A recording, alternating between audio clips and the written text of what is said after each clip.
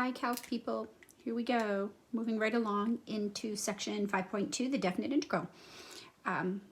Last section, we were talking about in 5.1, the area under the curve f of x, but above the x-axis. So this is the area of interest.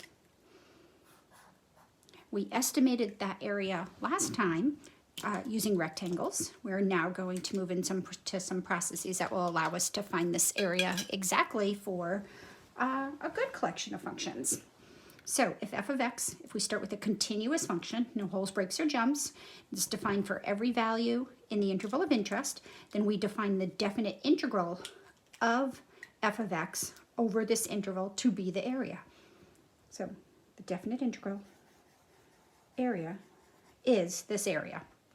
So the notation we use, we call this area. Well, the definite integral, we use what we call an integral sign. It's like a long stretched out S. Then we put the function to the right of the integral sign. And we put our left bound on the bottom of the integral sign, our right bound on the top of the integral sign, and then we indicate what variable we are integrating with respect to by putting the differential notation dx here. So keeping in mind when we took derivatives and we did dy dx, the dx in the denominator indicated that the variable of interest that we were taking the derivative with respect to was x. Here we're emphasizing that the variable we're integrating with respect to is x. All right, so just a few pieces of information on the notation. So half of the battle in math is conquering the notation. So we call this guy the integral sign or the integration sign.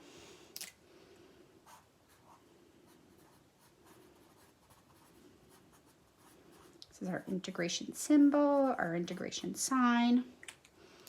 When we take our integration sign and we put values on the bottom and top of it, these guys are called the limits of integration.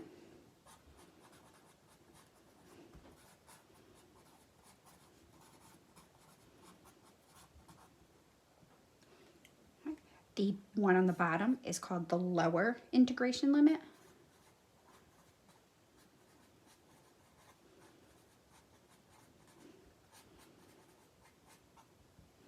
The one on the top is called the upper integration limit.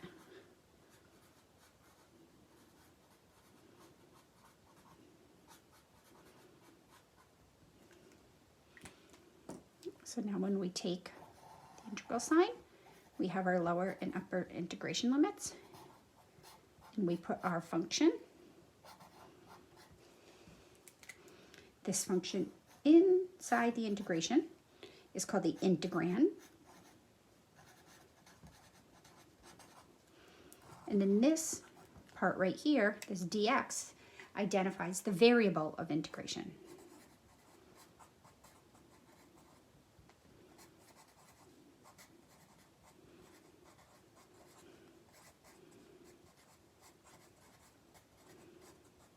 And we'll talk more about that when we do some actual integration. All right, so let's look at some examples.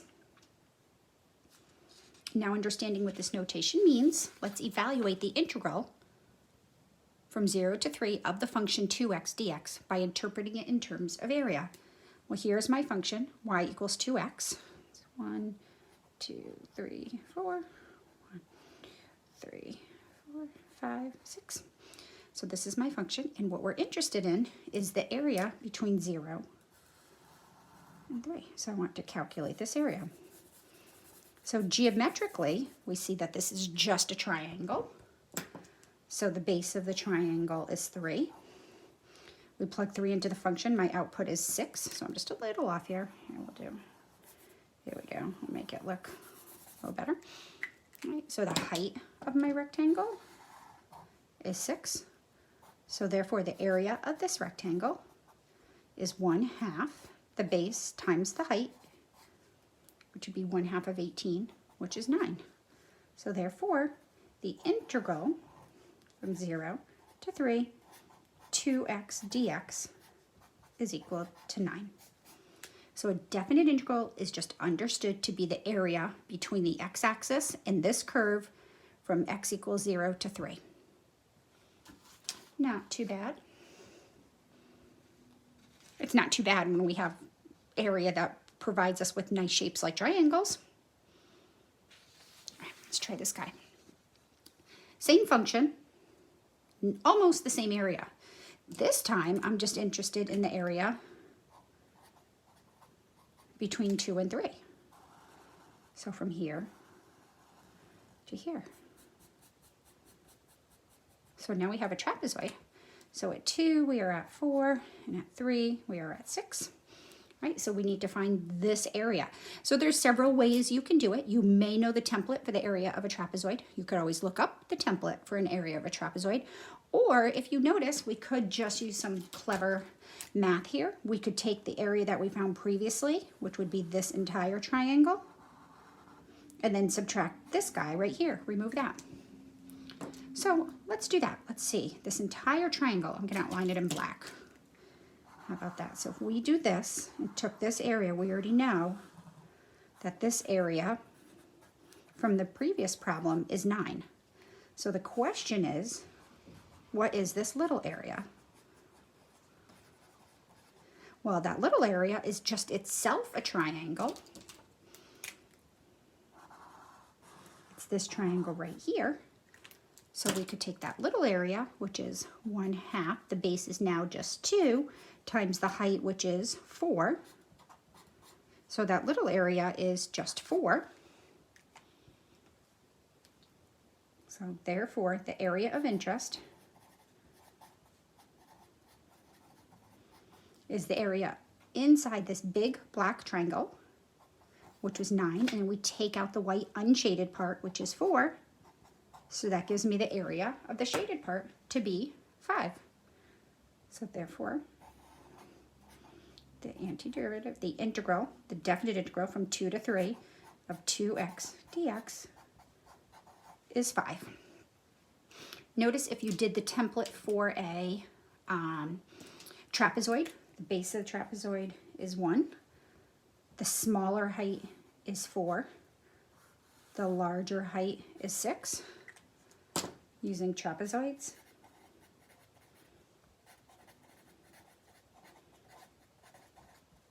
The area would be 1/2 the average of the heights, so 4 plus 6.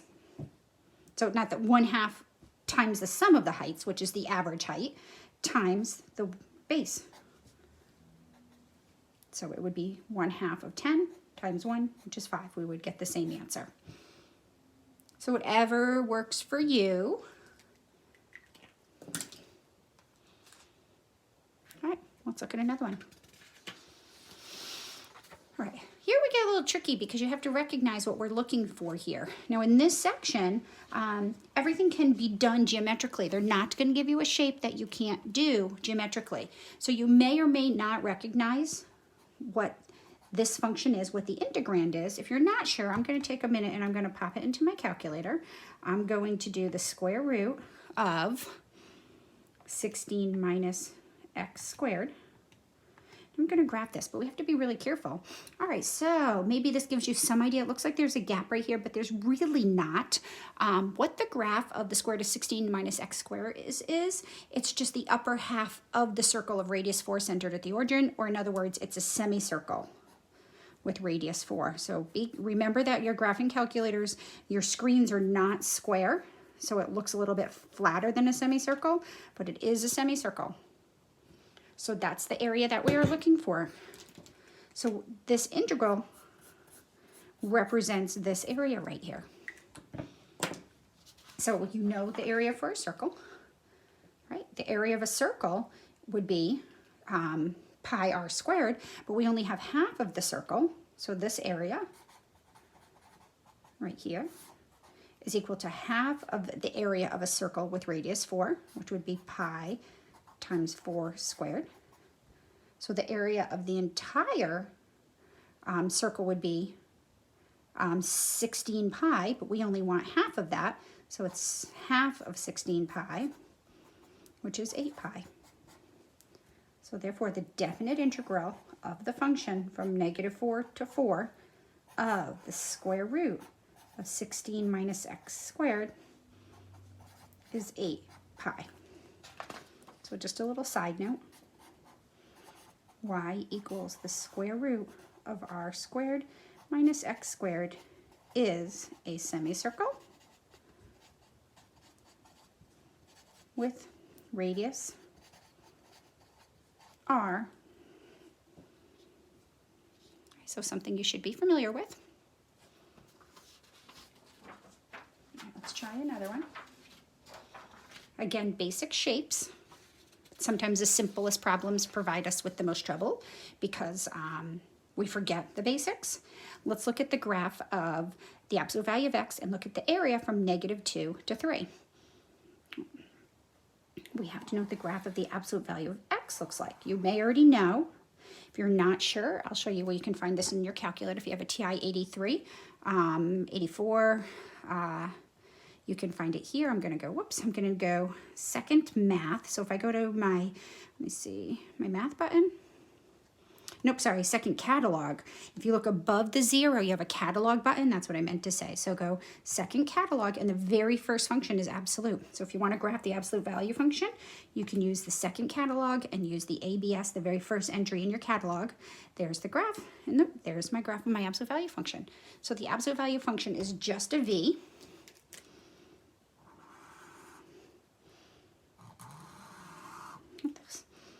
So y equals the absolute value of x, right? And we are looking to find this area between -2 and +3. So if you notice what we have going on here, whoops, I did not do that very well. We'll just pretend, okay? So this triangle is going to be a little bit bigger than this triangle. Okay. So the height here, seeing this is the absolute value of x, the output will be 3 here. The output of that one is 2. So this is a 2 by 2 triangle.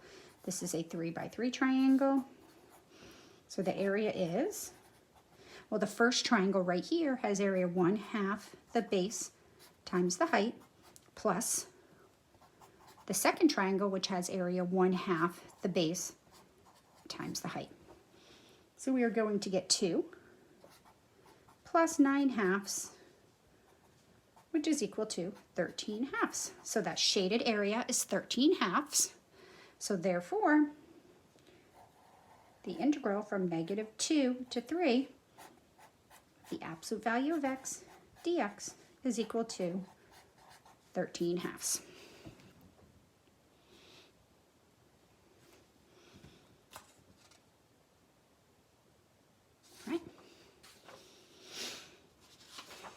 Continuing right along, let's look at this very basic function, 6. F of x equals 6. So again here, the simpler the functions tend to give some of us the most trouble. So remember, the function f of x equals 6 is just the horizontal line y equals 6. So this is the function f of x equals 6. So we are looking for the area between 1 and 4. So if we're looking for the area under the curve f of x equals 6 and above the x-axis between 1 and 4, if you notice we have the very basic shape. We have a rectangle, base 3, height 6, so the area is 3 times 6, which is 18. Therefore, the integral from 1 to 4 of 6 dx is just 18. That's it. All right, so now let's look at some properties of integrals. The first property stems from this problem that we just did when we integrate a constant. Anytime we're integrating a constant, we're just finding the area of a rectangle. So if I integrate a constant, the result is just going to be the height of the rectangle, which is c, and then the width of the base, which is the upper limit minus the lower limit. So if I draw this guy,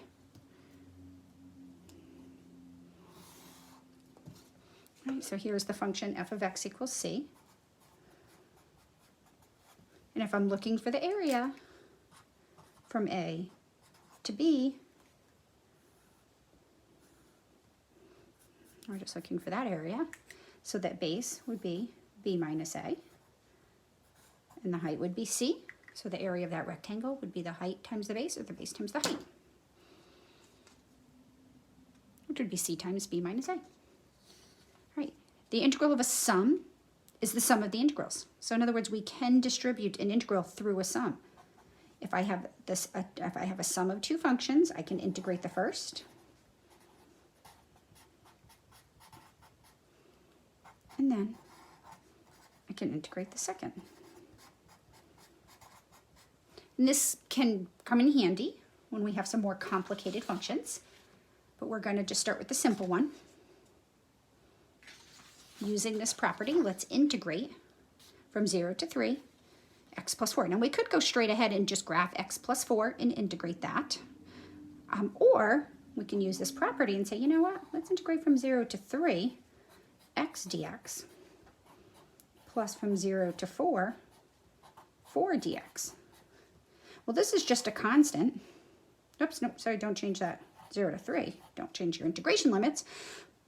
We're just integrating a constant, which in turn is integrating the rectangle of height 4 and base 3 minus 0.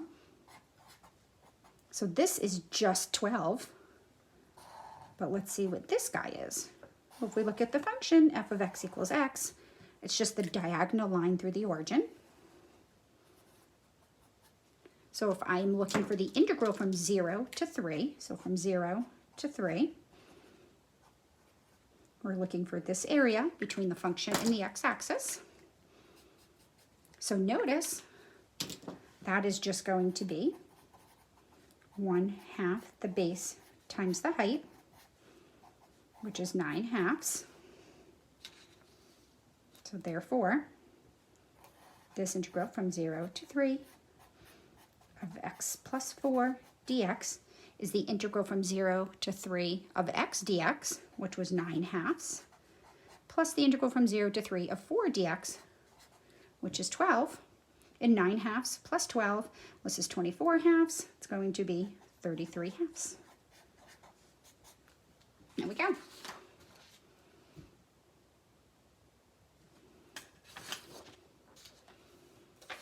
right, so we can distribute an integral through addition.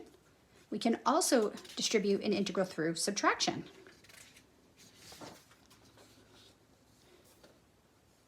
So property number 3 says if you have the integral of f of x minus g of x, you can find the integral of f of x first, and then from that subtract the integral g of x.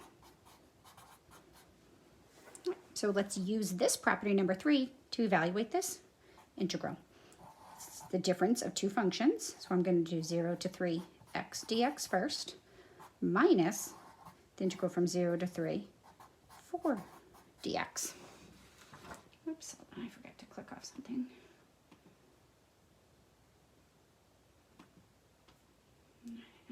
Sorry for the interruption. All right, so we just did this in the last problem. So we know the integral from 0 to 3 of x dx is just 9/2. Minus, well, the integral from 0 to 3 of 4 dx is 12. So 9/2 minus 12 is 9/2 minus 24/2 is negative 15/2. Ooh, interesting. Negative area. We will talk about this. When we define area using definite integrals, area can be negative. So we will get back to that. Bear with me. Property number 4 says, if you have a constant times a function inside an integral, you can pull the constant out and then evaluate the antiderivative. Only if it's a factor. So you can pull constant factors out. So notice the integration variable is x. We may not pull any x's out front, but if we have numerical values, we can pull those out front. So let's look at this example, which looks very similar to the one we did previously. According to rule number 4, I can pull the 5 out front and then just look at the integral of the square root of 16 minus x squared with respect to x. But we did this previously. We already know, I believe that was, what was that, 8 pi? Yep, so 8 pi. So 5 times 8 pi would be 40 pi. So the integral from -4 to 4 of 5 times this semicircle is going to give me just 5 times the integral of the square root of 16 minus x squared with respect to x from -4 to 4, which we already found to be 8 pi in a previous example. So therefore, my final answer will be 40 pi. All right, the next one is just common sense geometrically. It says if we're looking, we have the area of a function from A to B, right? That would be this area right here. That would be represented by this integral. Right? And then we also have the area from B to C, which would be this integral. Then this whole area from A to C is just the sum of that left area plus the right area. So we can combine this and integrate from 1 to C, f of x dx. So in order for this to hold true, we have to have our integration, our upper integration limit has to match the other's lower's integration limit, and these functions have to be the same. So for example, let's suppose we wanted to integrate from 0 to 2 x dx plus from 2 to 7 x dx. Well, we can just combine this. We go from 0 to 2 and then 2 to 7, those match, so that's equivalent to going from 0 to 7 x dx. And I believe that is 49 halves. Let's see, and how do I know that? Because it is x squared, the function y equals x, and we're going from 7 to 7. So this is just a triangle with base 7 and height 7. So the area is 1/2 the base times the height, 49 halves. We could have done it separately, but this is easier. If a function is completely positive, that is, it falls above the x-axis, then the definite integral from A to B, f of x, is positive. If a function falls below the x-axis,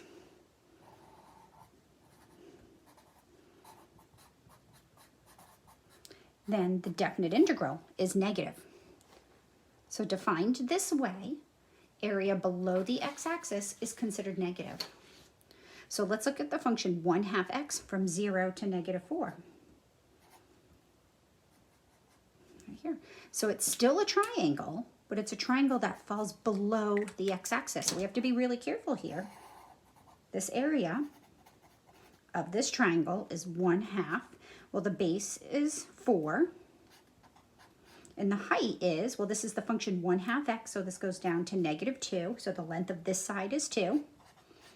So this area is 4.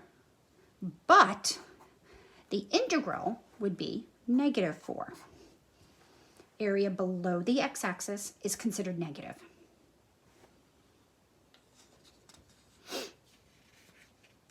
All right, keeping that in mind, let's evaluate the definite integral from -4 to 9 of 1/2 x dx. 1, 2, 3, 4. Here's -4.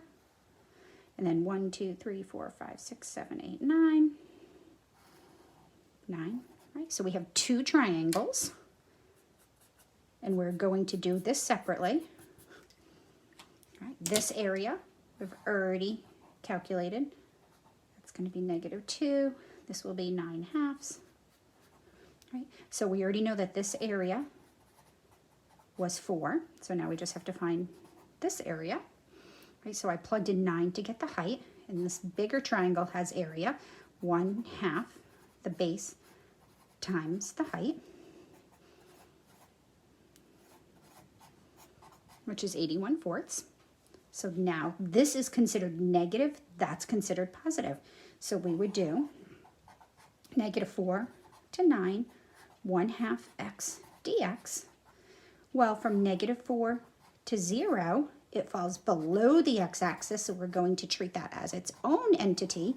And then from 0 to 9, it falls above the x-axis, so we're going to treat that as its separate entity. This area is 4, but because the rectangle, the area falls completely below the x-axis, the definite integral is defined to be -4 plus 81/4. That falls completely above the x-axis, so that area will be positive. Right? And when we do the math here, we get 65/4. So now we're looking for exact answers. The decimal equivalent is 16.25 here, so we could have used 16.25, but if we had thirds, for example, we would not want to use the decimal equivalent. We would want the exact value. So keep that in mind when you're entering your answers. All right, property number 7, again, this is common sense. If one function falls above another function, then the definite integral over that interval is going to be greater than the definite integral of the smaller function. So if we look at this in terms of area, keeping in mind what a definite integral is, clearly the area under the curve f of x, which would be this peachy color, f of x falls completely above g of x, that's what that's saying. So the peach area is the area below g of x, the orangey now, right? So we can see that the brownish tannish area is clearly more than the peach area. So that's all that that's saying. If a function falls above another function, then the definite integral over the equivalent interval will be greater for the function that falls above the one below it. And lastly, this is a property that we tend to use in higher math. We're just going to introduce it now. Sometimes we can't find the area precisely, but we can estimate the area. This is saying if we can bound a function over an interval from a low value to a high value. So what does that mean? We're looking at this function only from here to here. So I don't care what happens to the right or the left of A or to the right of B. And if we can identify the lowest value, so this would be m, little m, and if we can identify the highest value on this interval. Now remember, if a function's continuous on a closed interval, then it has a maximum and a minimum value. So we'll always be able to find those. So now what this is saying is that the area under this curve, right here, we can bound it by its minimum value and its an area defined from its minimum value and its area defined from its maximum value. So if we look at the minimum value and create the rectangle or the horizontal function and look at this green area, clearly the area under the curve is greater than the green rectangle, which has area m times b minus a. The tan area is the integral f of x dx. So this green area is clearly less than the tan area. And the green area was found by looking at the function's minimum value over that interval. So now in the same idea, we can look at the function's maximum value over the interval and draw a rectangle of that height right here. And if we look at the area of this purple rectangle, clearly it's more than the area under the curve. So our goal here is when we have functions that we can't find the area of exactly, we can bound it and say, well, it's below this and above this, and we try to squeeze in on it. So just take a minute, think about it. If you want to talk about this a little bit more, I'd be happy to do. Read 5.2. Good exercises in the text are 5, 33 to 39 odd, 43, 49, 51, and then your 5.2. XYZ. All right, everybody. Talk to you later.